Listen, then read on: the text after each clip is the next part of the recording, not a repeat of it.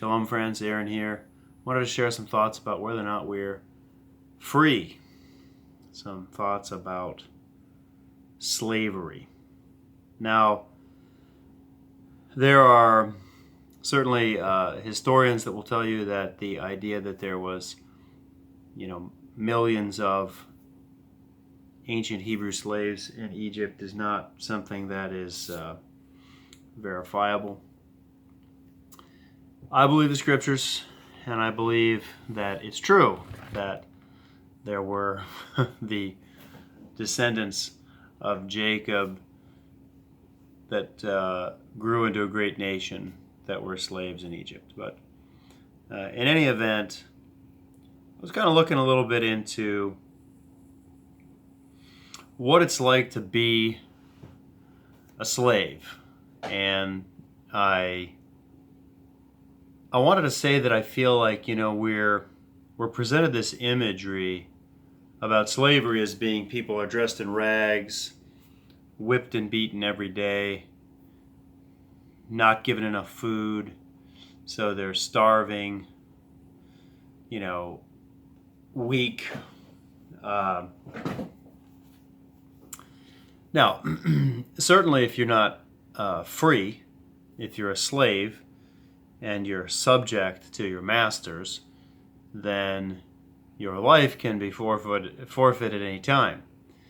But how are you treated in the meantime?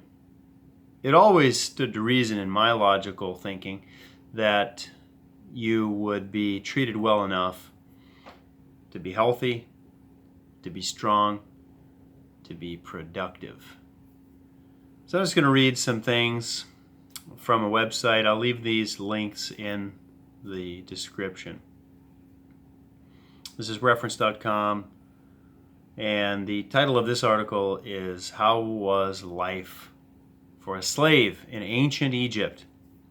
So it goes here to talk about how the slaves in ancient Egypt certainly worked hard, but they were, as I just said, at the disposal of their masters.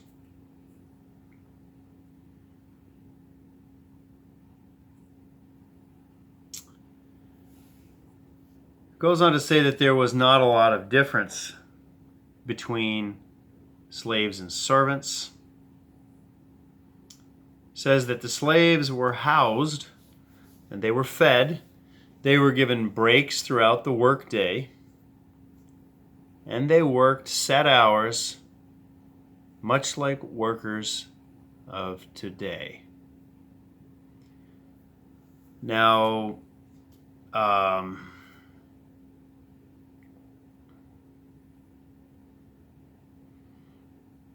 there was also the idea of indentured servitude. You had a debt that you owed someone, and so you worked for them for a while, and you were set free.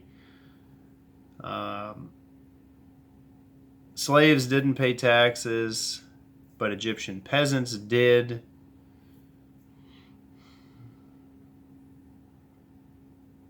Sometimes they enjoyed a better standard of living than peasants, even though they were lower ranking in society.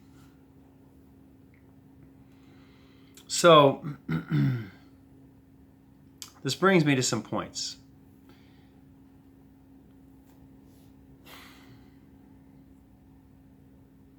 What made these people slaves? Well, they were not free to go. They were not able to own land.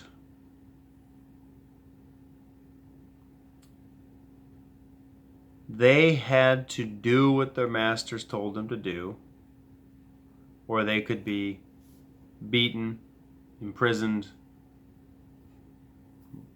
all sorts of terrible things could take place. So let's just start with freedom in America, freedom in Western cultures. Are we free to leave?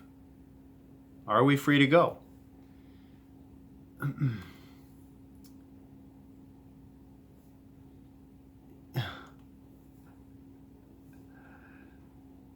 We've all heard of the do not fly list, but there's more than just the do not fly list. There are several lists. Almost every government agency, of which there are many, has some sort of terrorist watch list. Now, that might not sound like a big deal because I'm not a jihadi. I'm not from some Middle Eastern country. I'm not a terrorist. Well, you can be viewed as a domestic terrorist for all sorts of reasons. And you can be on a terror watch list, and being on a terror watch list would red flag you for an opportunity to leave the country. I mean, you might not be able to go.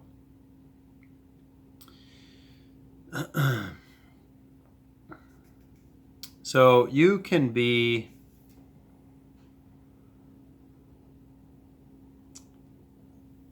this is really interesting. The Office of Foreign Assets Control maintains specific lists of specially designated nationals, including suspected terrorists, with whom U.S. firms are prohibited from doing business with. Credit bureaus, landlords, potential employers have been using them to screen applicants. So you can check on that. Let's see. Well, I'm not going to look at all these different things. So, what would I say about the do not fly list and these other terror lists? First of all, I would say that you need to understand that you can be viewed as a domestic terrorist for all sorts of reasons. And, you're not even necessarily going to have any ability to make yourself aware of what all of these reasons are. You can be viewed as an extremist for all sorts of reasons. They're pushing this agenda to get us to just sort of accept these notions of religious extremism. If whatever your religion is, if you have beliefs within that religion that are against social norms, then you can be considered an extremist. If you are unhappy with your government, if you think your government is basically out to screw you, which it is, then, you could be considered a dangerous person. And who are you a danger to? They'll say that you're a potential danger to people around you. In fact, I watched, there was a couple of them that I saw, and I'm sure there was many more than I actually got a chance to see myself. Little snips of some news program, and also read an article or two about how it's psychiatrists or psychologists or whichever psychologists believe that somebody who is prone to believe in conspiracy theories is likely to be a dangerous person, somebody who might do something extreme. And that's all. I mean, look, if you don't believe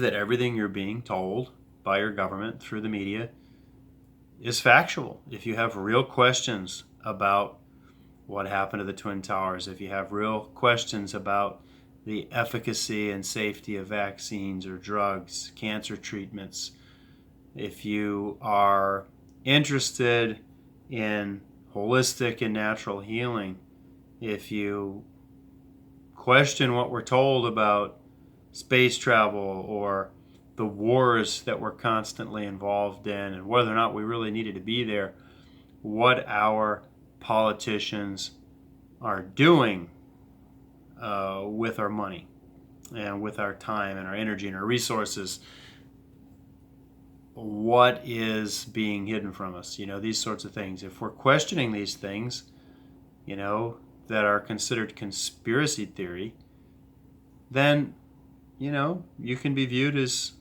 being a danger.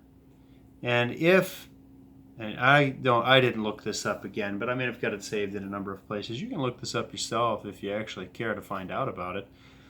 but you can be viewed as a potential domestic terrorist by the government, and you can be held without bond. You can be held without legal representation, and you can be held indefinitely. That's the facts of where we live today. So you can end up on a number of lists. There are so many laws, and when people talk about tax laws, there are so many rules. I'll just bring up one example. I've read a ton about these rules that exist, these statutes that are out there regarding Secret Service. Like, you can't protest, hold a sign, take pictures, in some cases be within a certain distance of Secret Service agents and be on the phone or be recording in any sort of way with any sort of device. And if you do that, then you're breaking federal law and you can be arrested and prosecuted for that. Although you can't know where the Secret Service is going to be because they're the Secret Service. And of course, the Secret Service does more than just follow around the president. They follow around lots of other people too, including family members of high-ranking politicians. So all you have to do is be within a certain distance, and it's a pretty big area that you could be within, and then you could be arrested. You're doing something, taking a video, and you had no idea the Secret Service was there. All sorts of things happen. I mean, I've read a ton about people being on the no-fly list accidentally, by mistake, and having a real hard time to get their name off that list. The bottom line is you go to a border, you go to the border at Mexico, you go to the border at Canada, or if you're trying to fly out of the country, you got to show your passport. You have to get a passport, you have to show that passport, and you could be denied. You could be denied. You could be told you can't leave. So can you leave? I mean, I'm just looking at criteria here to find out if we are free. And yeah, they let most people come and go. But if they want to stop you, they can stop you. And plenty of people have been stopped for no good reason. Plenty of people are stuck here and don't have the ability to leave.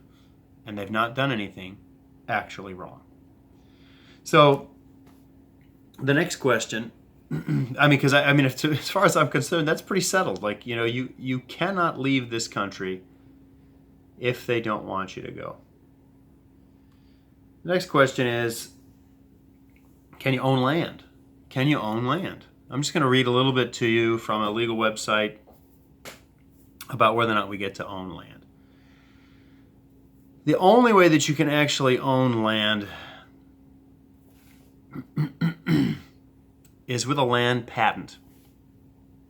The land patent's the only form of perfect title to land that's available in the United States. That's Wilcox versus Jackson. In America today, people think they own land, but unless they have a land patent on the land, well, they may not own it. In fact, they probably don't own it. What we obtain today, most people, is actually real estate. And by real estate, then we contract. And when we fulfill the contract for this real estate, then we are transferred control of the land. So we have control of the land. That doesn't mean that we own it. And that transfer of control that takes place once we fulfill the real estate contract, what we get then is a warranty deed. But a warranty deed is what's called a color of title. And a color of title can mean a number of things, but one of the things that a color of title can mean is that which in appearance is a title. In plain English, that means it looks like a title. Goes on to say here, but in which in reality is no title at all. But which in reality is no title. That's from Houth versus Farrar. You can find that in the Black's Law, 6th edition. So,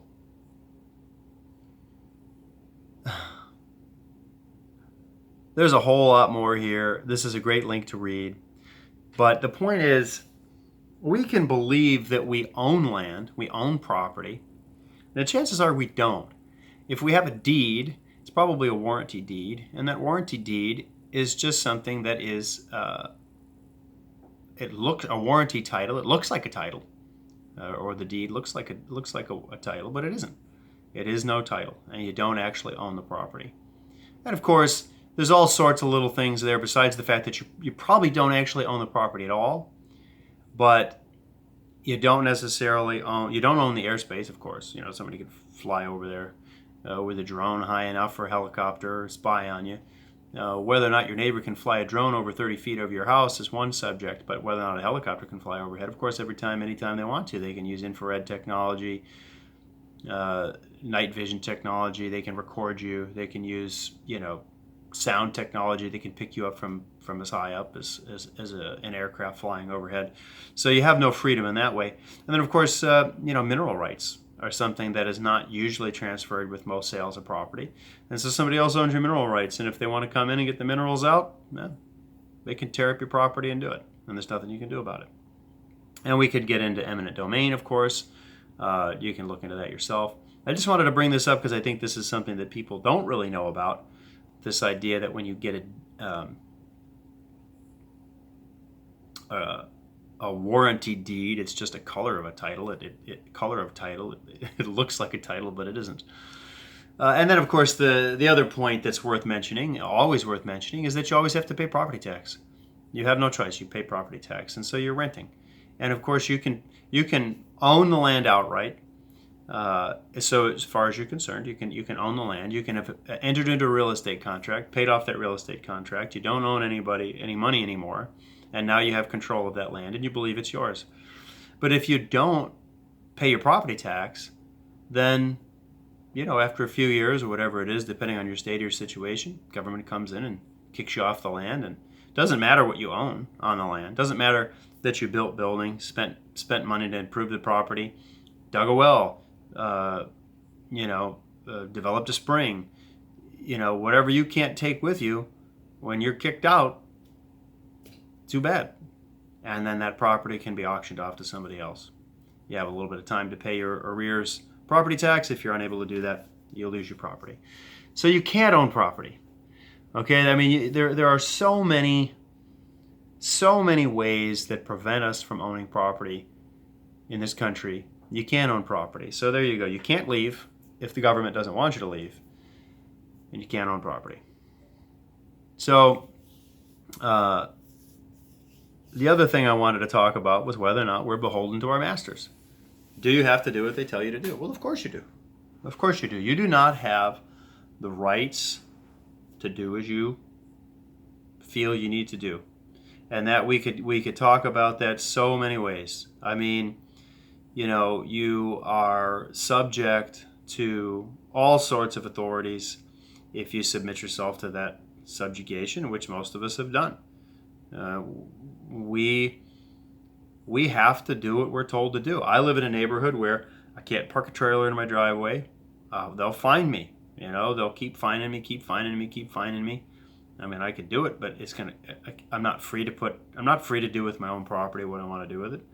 I'm not free to even park a tall van with a ladder rack in the front. You can't put a boat in your front yard. It's nonsense, but there you are. You have to follow all sorts of ridiculous rules. I read somewhere about how many, and I butcher the idea trying to come up with the numbers, but it's hundreds of thousands of federal laws there are, and how at any given time, I mean, legal experts have said that all of us are in violation of some federal statute. And if we were investigated, if somebody wants to find something that you've done wrong, something can be found. And then they can pursue that to the fullest extent they desire to do it. And of course, most of the time that's not going to happen. But if you're a person who's a thorn in the side of the authorities, then that ability exists for them to pursue legal action against you, take away your freedoms, take away your property, harass you. So you are subject. what was different then about the only people I've ever read about who actually were free? And that was not even a nation really, but the Israelites. And they did not have a king originally. They had judges.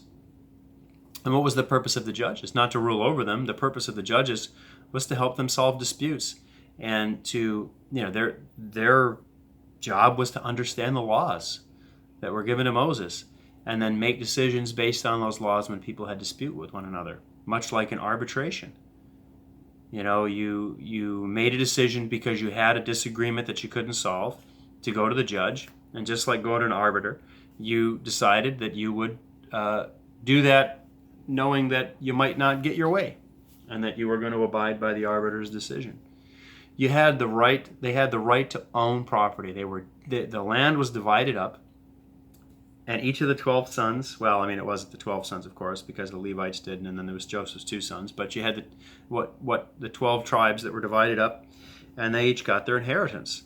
And, the people spread out on that inheritance, and the inheritance was big enough that as their tribe grew, as their people grew in number, that they would have room to spread out. And what did you do on that land? You didn't pay taxes. You could come and go as you pleased. Nobody could tell you to stop. Nobody could tell you how to do things on your property. And you had the right to defend yourself. I heard somebody, I think it was Brandon Sibley from the Big Sib, comment about how it could have been somebody else. But just to think about the idea that the police we're told that their job is to protect and serve. Well, they don't protect you. And who do they serve? They serve the municipality. They serve the powers that be, but do they really serve us as men and women? You certainly aren't being protected by the police, because let's say somebody comes onto your property. Somebody comes onto your property, they're stealing your property. You don't even have the right in most cases to defend your property. Now for me, I do renovation work, and I've got expensive tools. And it's taken me years to build up my collection of tools. And if somebody steals the tools that I own, that has a very direct and it has a big impact on my ability to provide for my family. And so I don't have the right to defend my home. I don't have the right to defend my property. And in a lot of places, you don't have the right to defend your life or the life and safety of your family without fear of prosecution for doing so. And in a lot of places, you can't do it because it's illegal to own the tools that you need to do that. And that's something that's constantly at risk in this country, that we would be disarmed. It was just in the 90s when the Australians were disarmed. I was listening to Max Egan talking about the forest fires in Australia, and he just was talking about how they've passed some laws, and I wish I could remember what they were, just about how they're arming their police force, something about crowd dispersal with automatic weapons. They have machine guns. They're giving them machine guns. Why do these guys need machine guns when the citizenry is disarmed? So the police, they show up, after somebody robs you. They didn't protect you from being robbed. They can't do that. The only person who could protect you is you. And that's what people had the right to do. They had the right to protect themselves. And as a family, as a tribe, they protected one another. They looked after each other. And, when they had an enemy that was too big for them, they called their neighbors and they said, hey, we're being attacked. We've got raiding bands from the Moabites or the Ammonites or whoever. Come help us. And, as Brandon Sibley talks about all the time, the people, the men and women who would not be governed, we have to be governed by our own decisions.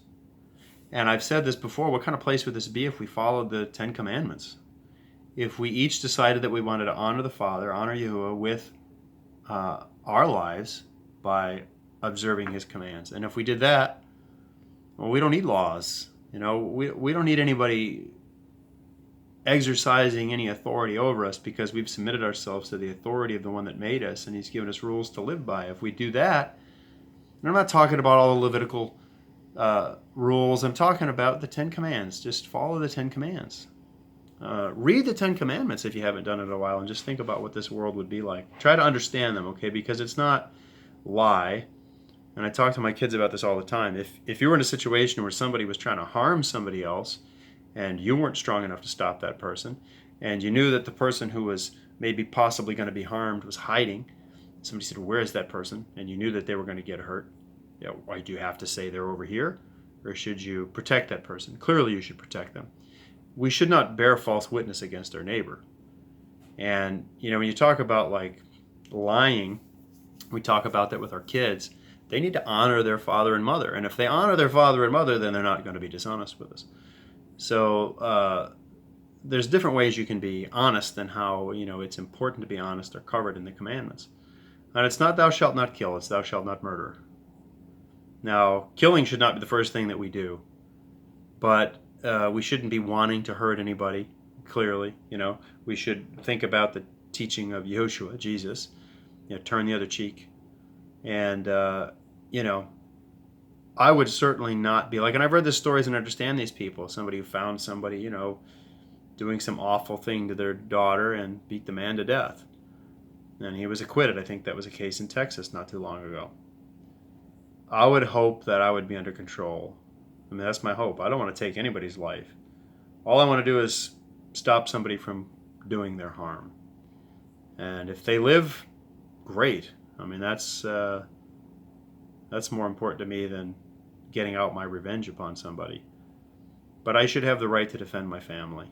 I should have the right to defend my property. And if somebody gets hurt in the process and possibly dies, all it takes is a slip and a fall from a shove, because you're shoving somebody away from stealing something from you, or trying to get in your house, and they slip on your property and they get, they hit their head and they go into a coma and then they die.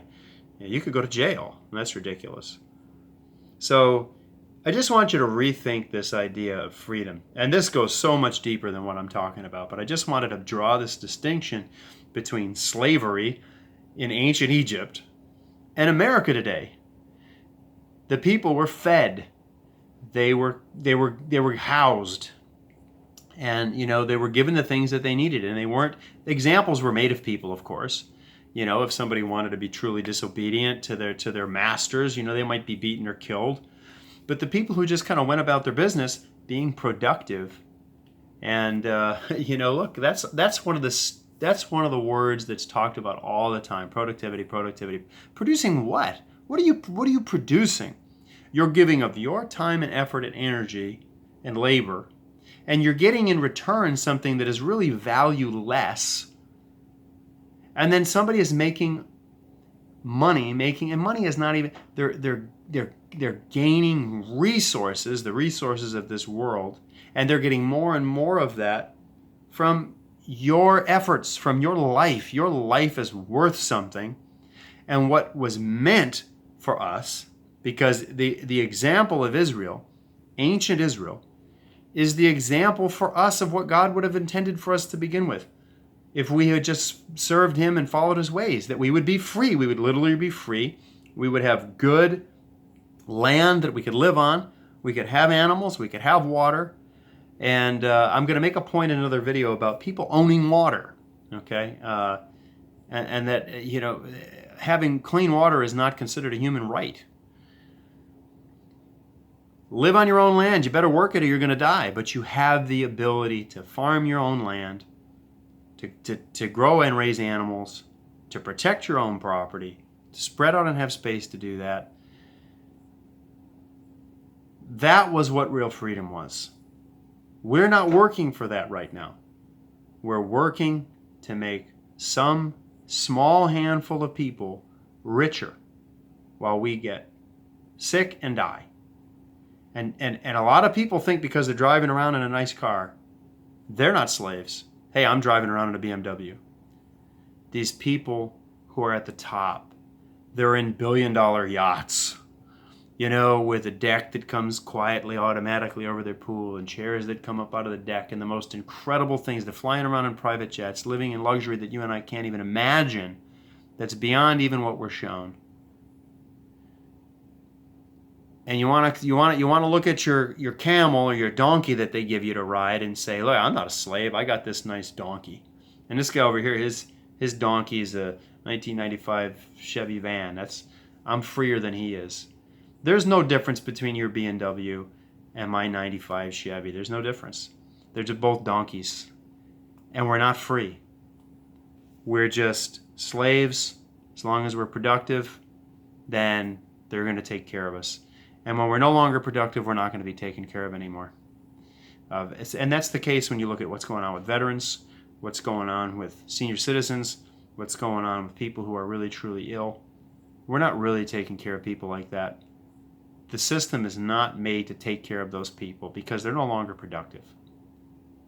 And it's moving more and more toward let those people go. If you've not watched what Bill Gates has to say about that sort of thing, the so-called death panel, I mean, there's so much information that people are just, you don't care because you got a football game to watch or a television to watch, your television show. There's so much going on. You need to understand that what we have is not true freedom. And so you have to ask yourself, how can you be free? People think it's a revolution. Freedom needs to be here and here. And it can be. And it can be the seeds of the kingdom that sprout forth and bring us into the next life. Free, because we understood that there was either slavery to sin and the world systems in this life, or breaking free of that and being bondservants to the one who made us and rescued us from our sin. In that place, in that way, that's the only way that we can have real freedom in this life. Think about it. Check out the links that I share. Until next time, shalom, friends.